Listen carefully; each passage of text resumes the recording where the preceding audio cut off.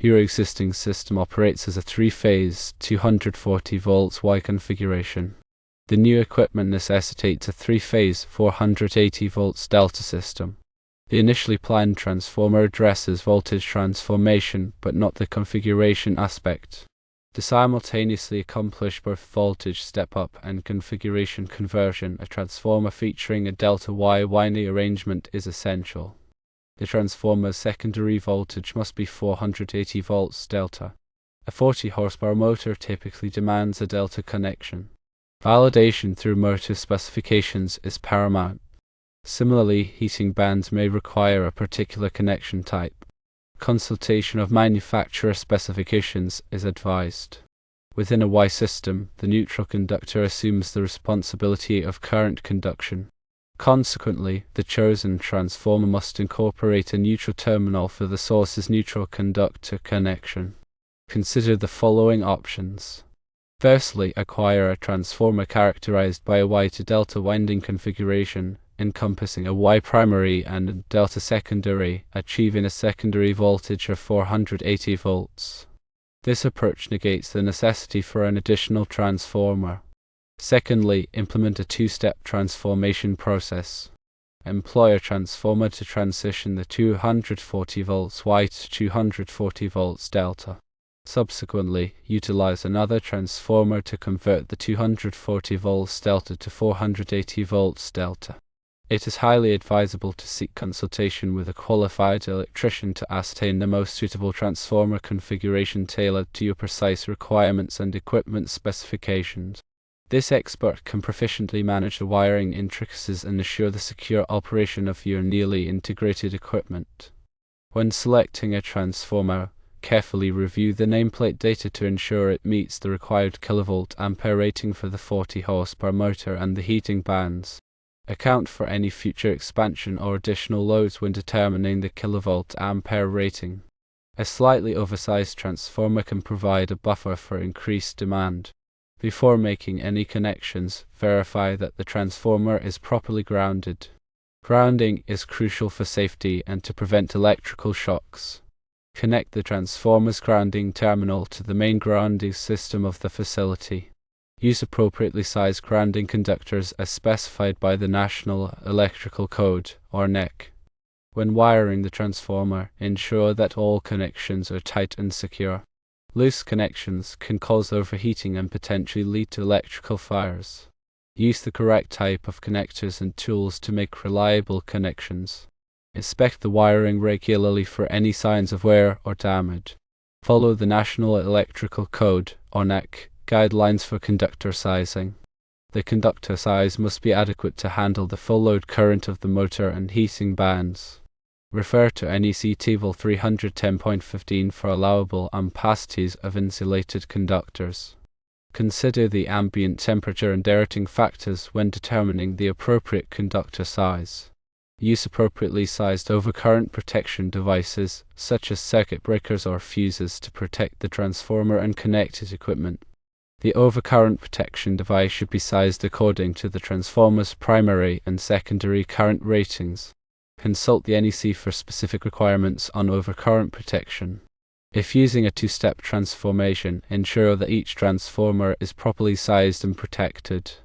The first transformer should convert the 240 volts Y to 240 volts delta, and the second transformer should step up the voltage from 240 volts delta to 480 volts delta. Coordinate the overcurrent protection devices to ensure proper selectivity and prevent nuisance tripping. Check the motor's nameplate for the required voltage and current ratings.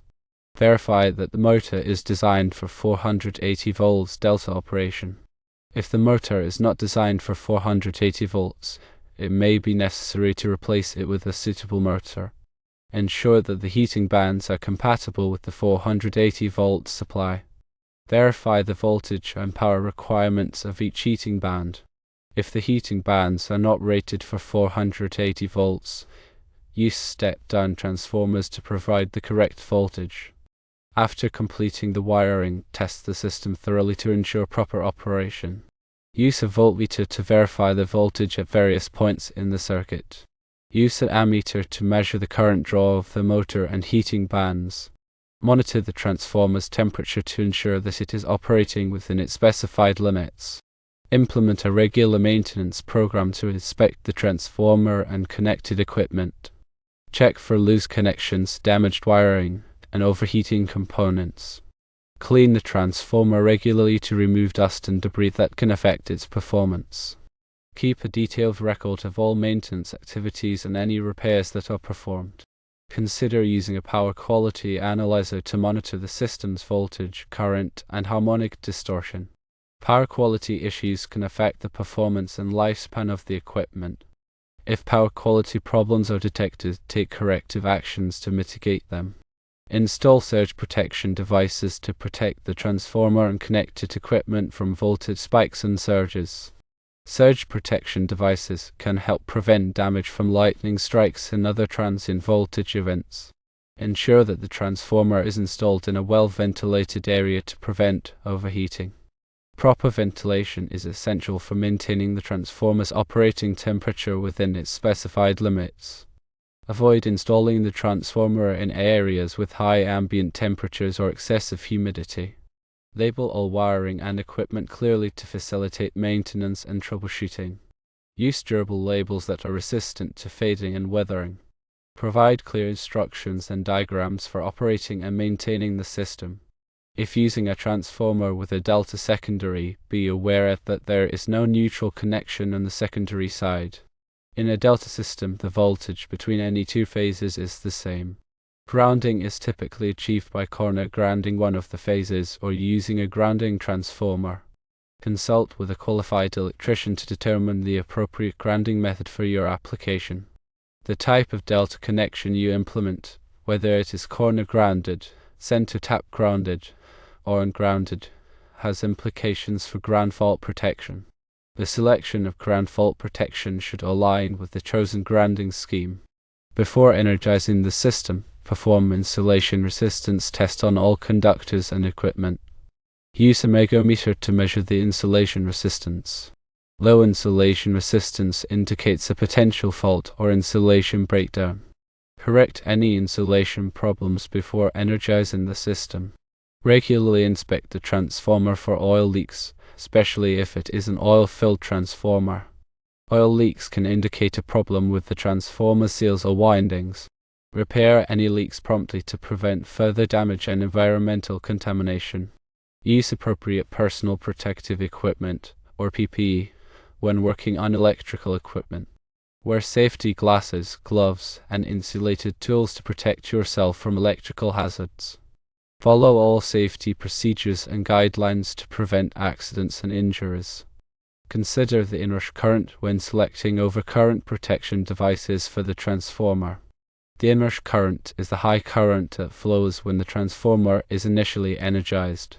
The overcurrent protection device must be able to withstand the inrush current without tripping. Use time delay fuses or circuit breakers with appropriate inrush current ratings. If the motor is equipped with a variable frequency drive, or VFD, ensure that the VFD is compatible with the 480 volt supply. Check the VFD voltage and current ratings. Use appropriate filters to mitigate harmonic distortion generated by the VFD. Ensure that the VFD is properly grounded to prevent noise and interference. When selecting a transformer, consider its efficiency rating. High-efficiency transformers can reduce energy consumption and lower operating costs. Look for transformers that meet or exceed the Department of Energy's efficiency standards. Calculate the payback period for a high-efficiency transformer based on your energy consumption and electricity costs. If the existing 240 volts Y system has a neutral conductor, ensure that the neutral conductor is properly terminated at the transformer. The neutral conductor should be connected to the transformer's neutral terminal. Use appropriately sized neutral conductors as specified by the NEC. Avoid overloading the neutral conductor, as this can cause voltage imbalances and equipment damage. If the transformer is installed outdoors, ensure that it is protected from the elements.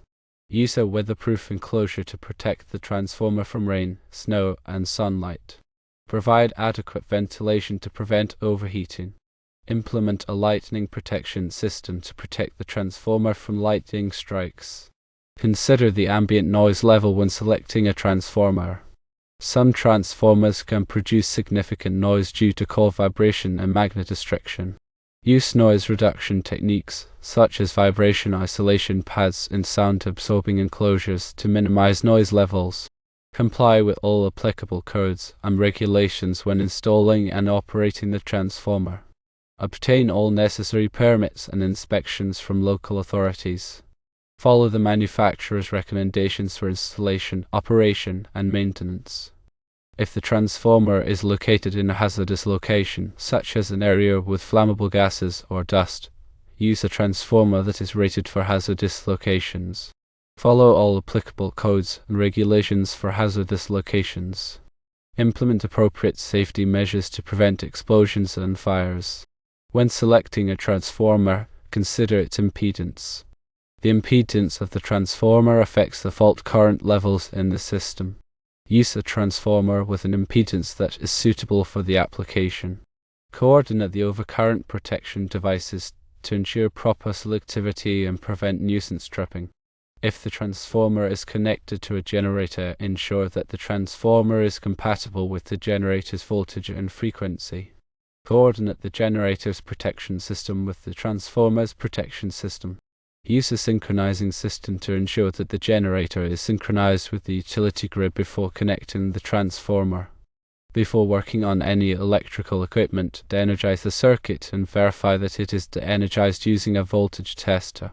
Lock out and tag out the circuit to prevent accidental re-energization. Follow all safety procedures and guidelines to prevent electrical accidents. Regularly inspect electrical equipment for signs of wear, damage, or overheating. Replace any damaged or worn components promptly. Keep electrical equipment clean and free from dust, dirt, and moisture. Train personnel on proper electrical safety procedures and equipment operation. Provide regular refresher training to ensure that personnel are up to date on the latest safety practices. Conduct regular safety audits to identify and correct potential hazards. Implement a comprehensive safety program to promote a safe working environment. Always prioritize safety when working with electrical equipment. When performing voltage and continuity checks, make sure to use a digital multimeter of appropriate category rating for the voltages involved. For a 480 volt system, a Category 3 or Category 4 meter should be used. Never bypass or disable safety devices. Safety devices are designed to protect personnel and equipment from electrical hazards. If a safety device is not working properly, repair or replace it immediately. Avoid working alone on electrical equipment. Always have someone nearby who can assist in case of an emergency. Ensure that all electrical panels and enclosures are properly labeled with voltage and amperage ratings. Use clear and concise labels that are easy to read.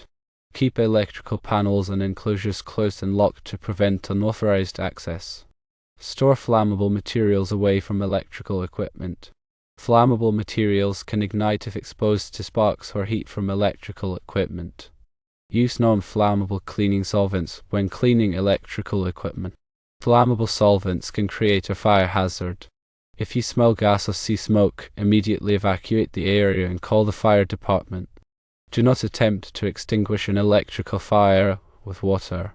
Use a Class C fire extinguisher to extinguish electrical fires. Report any electrical hazards or incidents to your supervisor immediately. Prompt reporting can help prevent future accidents and injuries. Cooperate with safety investigations and implement corrective actions to prevent recurrence. Learn from past incidents and continuously improve safety procedures. Foster a culture of safety where everyone is responsible for preventing accidents and injuries. Prioritize safety above all else. When in doubt, always consult with a qualified electrician or engineer before working on electrical equipment. The electrical work can be dangerous and should only be performed by qualified personnel.